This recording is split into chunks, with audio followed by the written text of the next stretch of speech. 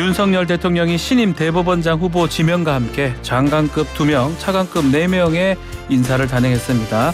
앞으로 추가 개각으로 국정 동력을 확보하는 것이 아니냐 목소리가 나오는데요. 관련 사안과 함께 정치적 상황까지 김재원 국민의힘 최고위원과 함께 이야기 나눠보겠습니다. 최고위원님 안녕하십니까? 안녕하세요. 네, 잘 계시는 거죠? 네. 최고위원님도 이제 선거 이제 얼마 안 남았으니까 밑바닥부터 준비를 하시는 겁니까? 왜 그런 또 골치 아픈 아유, 그래도 그 당원권 뭐 이것 때문에 좀 하기도 좀 본격적으로 하기는 좀 어려운 겁니까? 뭐 여러 가지 준비는 하고 있습니다.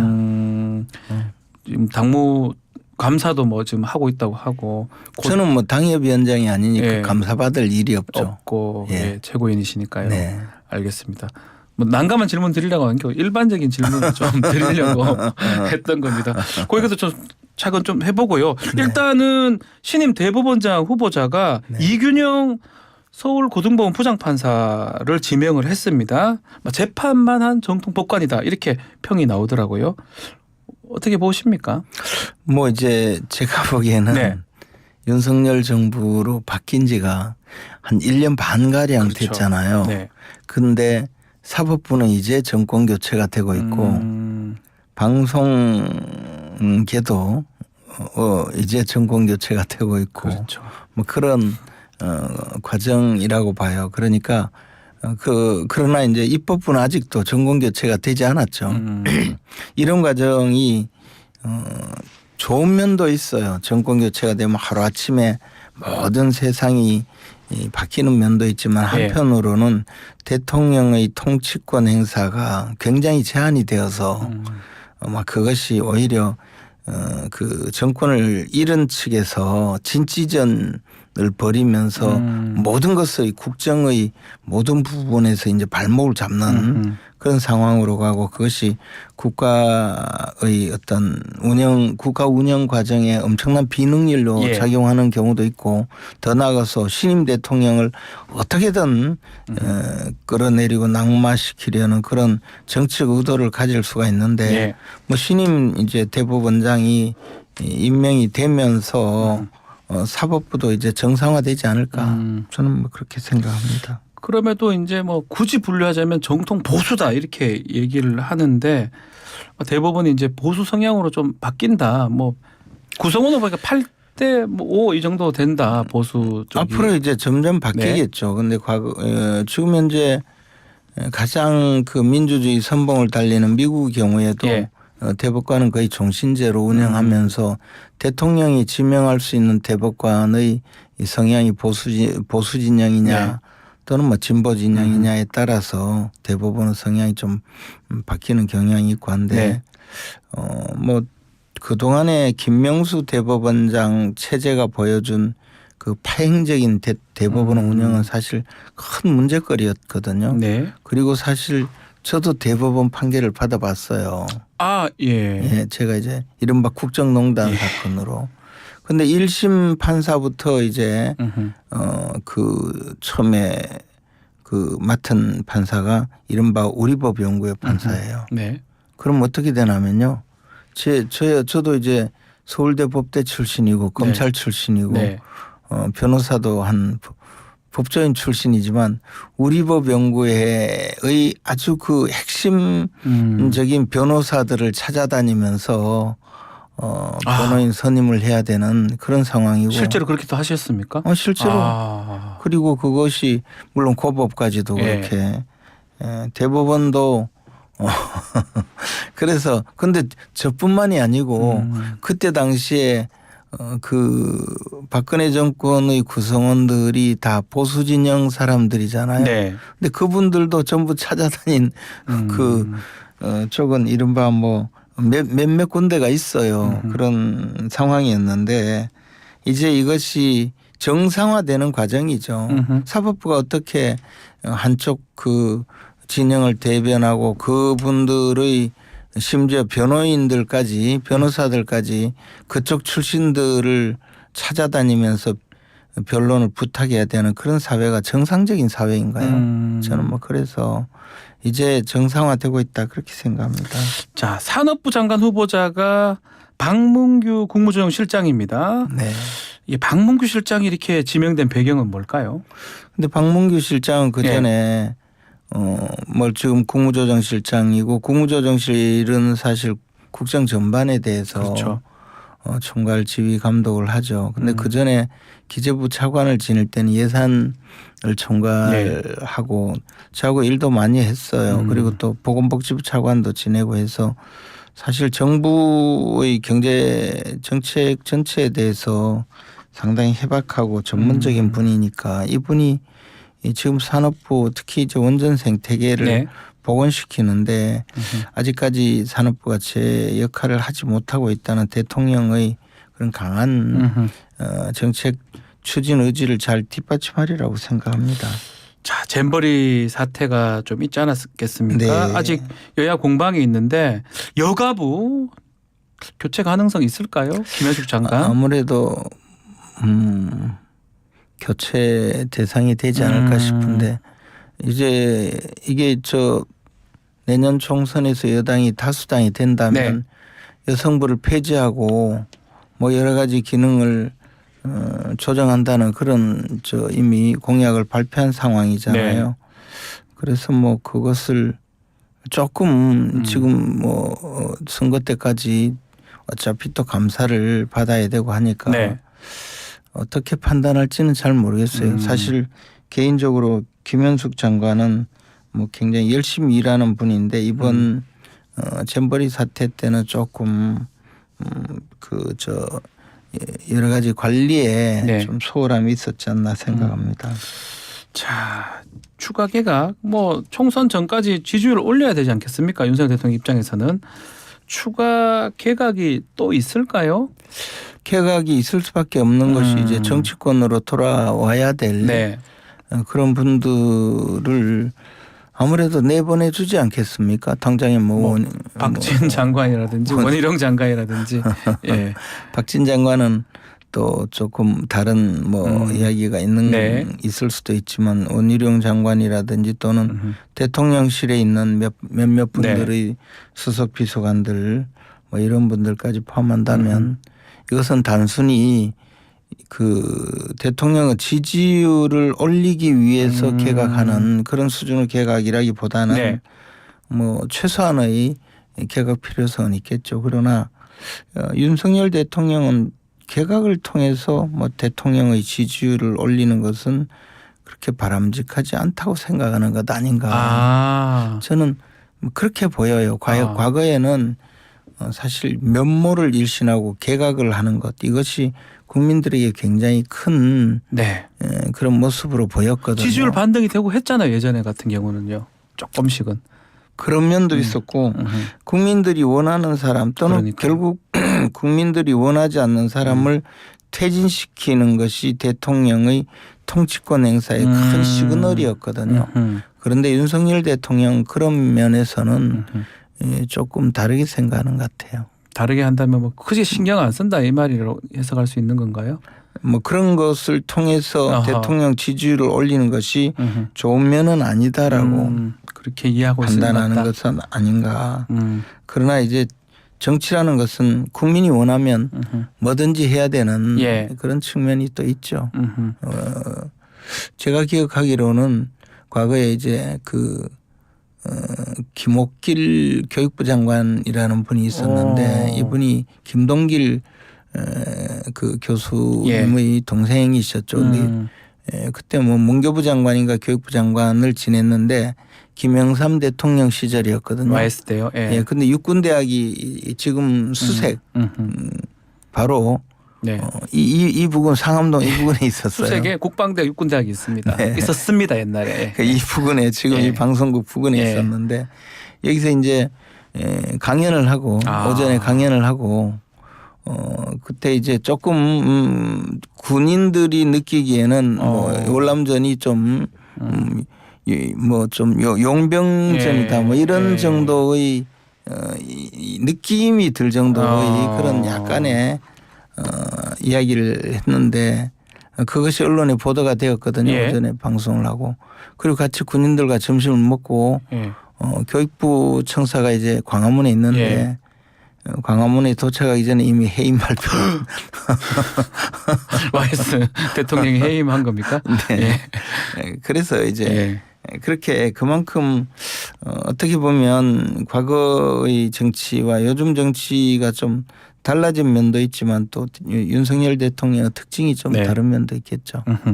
자, 바로 총선 얘기도 좀 더 해보겠습니다. 결국 총선이 윤석열 대통령의 중간평가 성격을 가질 수밖에 없을 것 같은데 최근에 수도권 위기론 또 계속 나오고 있습니다. 현재 국민의힘 또 우리 의원님은 현재 상황 어떻게 진단하고 계십니까? 저는 뭐 앞으로 총선까지 한 적어도 1000갈래의 그 굽이 길이 남아있다고 봅니다. 그래서 지금 현재 위기라고 주장하는 것도 개인적으로 어떤 목적의식이 있는 주장이고 물론 그 1000갈래의 길을 계속 잘못된 길로 가면 위기에 가겠죠. 그러나 좋은 길을 선택해 가면 압도적으로 승리를 할 수도 있다고 봅니다. 이것은 이제 또 선거는 혼자 치르는 것이 아니거든요.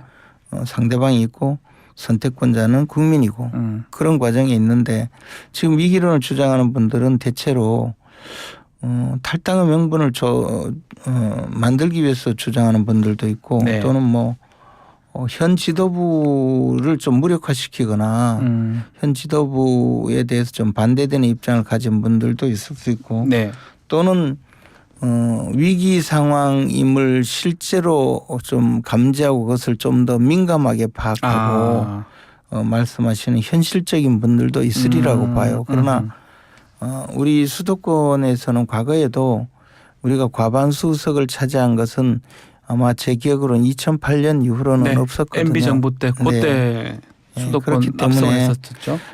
어느 지역을 가든 수도권 지역에서는 굉장히 그 선거를 치르기가 힘들어요. 저도 4년 전에 상당히 부당한 방법으로 험지 출마라는 방식으로 이제 서울의 험지에 와서 또 그것도 뭐 또 당내 경선을 하라 해서 경선을 하면서 선거운동을 한 적이 있는데 그때 제가 느끼기에는 이런 그 좀 힘든 상황에서 선거를 치르려면 적어도 후보자에게 한 2년 정도의 시간을 주면 그분들과 가까이 대화를 하고 할 수 있을 텐데 20년 동안 당선되지 않는 지역에 20일 전에 보내서 그것도 당내 경선을 하라고 하는 것 이런 방식의 당 운영은 뭐 당이 그 선거에 이기게 하는 방식은 아니죠. 질 수밖에 없었다 이렇게 그때 그 당 방식을 봤을 때 그렇게 그때 당시의 당을 이끌었던 황교안 씨나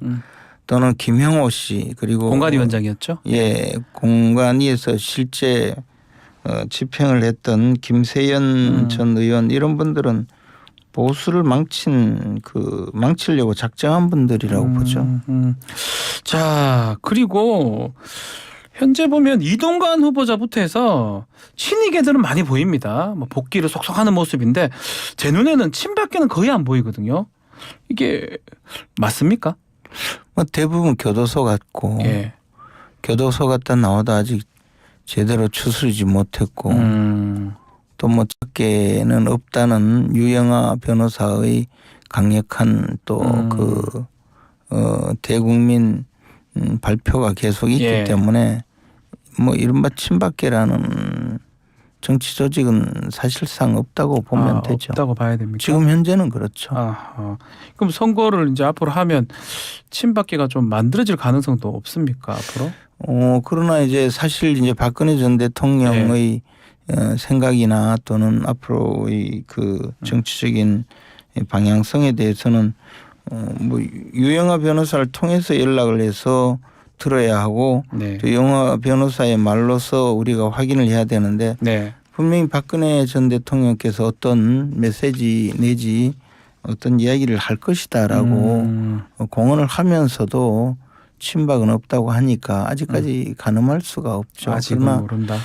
그러나 뭐 총괄적으로 과거에 이제 그때 당시에 2008년도에 이명박 그 대통령이 집권한 직후에 그 이방호 사무총장을 통한 영남 공천 학살이 시작되니까 결국 그 공천이 다 끝나고 나서 뭐 나도 쏟고 국민도 쏟았다 뭐 이런 발언을 했지 않습니까? 이번에는 뭐 어떨지 저는 모르겠어요. 아마 그런 정치적인 의사 표현이 실제로 공개가 될지 아닐지 그것은 아직까지 전혀 알 수가 없죠. 그런 측면에서 지금 공천관리위원장으로 김무성 전 대표가 거론이 되더라고요. 어떻게 보십니까? 글쎄 뭐 저는 모르겠습니다. 예. 거론이 되는 것도 모르겠고 예. 거론이 되어서 뭐 어떻게 될지도 모르겠고요. 그 지금 한 30여 명의 친이계 인사들이 이명박 전 대통령하고 어젠가요? 뭐 지난 17일 날 오찬도 하고 있었는데 이게 총선 움직임이다 이런 분석도 있고요. 그런 부분도 사실 아니 이명박 예. 대통령 그 전에도 대통령 퇴임하시고 과거 일했던 분들과 뭐 강남의 예. 식당에서 자주 모이기도 하고 청계천을 걷기도 하고 그런 여러 가지 활동을 하셨어요. 네. 그리고 지금은 이제 또 윤석열 정부를 구성하는 이른바 실무진들의 상당수가 네. 이명박 정부에서 일했던 분들이고 네. 최근에는 보니까 유인촌 전 장관까지 특보가 됐습니다. 예, 언론 특보가 예, 됐습니다. 그리고 이동관 예. 방통위원장이 기용되는 걸 예. 보면서 예. 아마 뭐 그분들 축하하는 그런 모임이 아닐까. 아. 그 정도겠죠. 그 정도다. 네. 이게 총선하고 아직 연관 짓기는 좀 그렇다 이렇게 보는 총선은 거네요. 국민이 선택하죠. 아. 그렇게 해서 그리고 음흠. 국민들이 선택하는데 과거에 정치 세력들이 모인다고 해서 국민들이 막 박수치고 그러진 않거든요. 저는 이제 그런 정치적인 영향력을 행사하기 위해서 과거에 노무현 대통령이 봉하마을을 좀 네. 만들다가 저 나중에 불행한 결과로 끝이 났고 그러나 지금 문재인 대통령이 뭐 평산마을. 예, 책방을 열고 하는 것도 사실은 이제 자신의 정치적인 그 뒷받침을 받으려는 많은 분들에게 그런 어떤 틀을 만들어 주는 것이라고 생각해요. 그러나 우리 정치에서 사실은 시대가 바뀌면 예. 한 시대를 마무리하고 새로운 시대로 앞으로 나가는 그런 것이 필요하다고 보죠. 뭐 반란군을 토벌하겠다는 신진 세대까지 나오는 판에 뭐 그렇지 않겠어요. 네. 민주당 질문도 좀 드려보겠습니다. 이재명 대표 지금 제3자 뇌물죄 피의자 대부 송금 사건에서 지금 입건이 된 상황이고요. 또 이 재판 지금 결국은 좀 파행이 좀 됐던 것 같아요. 이화영 전 부지사 관련된 어떻게 보고 계십니까? 그러니까 이제 이화영 부지사가 당시 이재명 도지사에게 네. 김성태 쌍방울 김성태의 300만 불을 북한에 제공하게 하고 이재명 대표가 북한에 방북할 수 있도록 그 비용을 조달했습니다라고 보고를 했다고 이미 수사기관에서 여러 번 이야기를 했기 때문에 네. 그것을 그에 아마 동석했던 내지 참여했던 변호인들이 그것을 외부로 알려줬을 거 아닙니까? 네. 그러니까 이화영 부지사의 부인이 그 변호인을 해임하고 그때부터 이것을 이제 공개법정에서까지 진술하는 것을 막기 위해서 지금 뭐 별 해괴망측한 수단으로 입을 틀어막고 있죠. 심지어 민변 창립했던 변호사까지 나타나서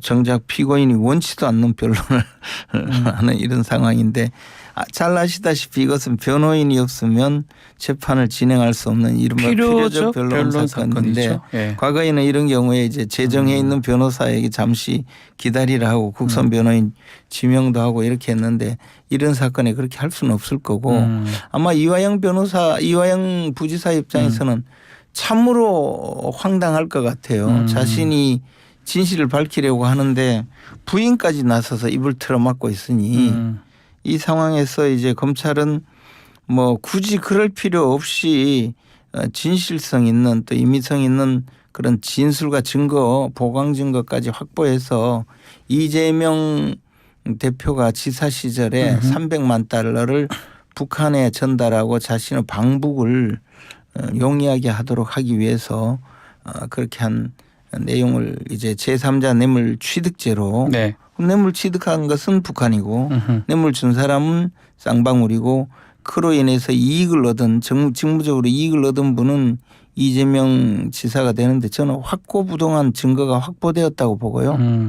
이러한 것이 이제 구속영장으로 앞으로 그 사실관계로 나타나면 이번에야말로 이제 이재명 대표께서 교도소로 가시지 않을까 뭐 그렇게 생각합니다. 두 개 합쳐서 영장 청구할까요? 백현동하고 쌍방울. 백현동 사건도 네. 제가 그 대선 때 네. 클린선거 전략본부장을 지내면서 그 백현동 사건으로 간접적으로 그 관여했던 분의 이야기를 충분히 들을 수 있었어요. 예. 이것은 사실은 그때 당시에 크게 주목받지 못했지만 공무원이 저지를 수 있는 굉장한 뇌물 사건이다라고 알고 있어요.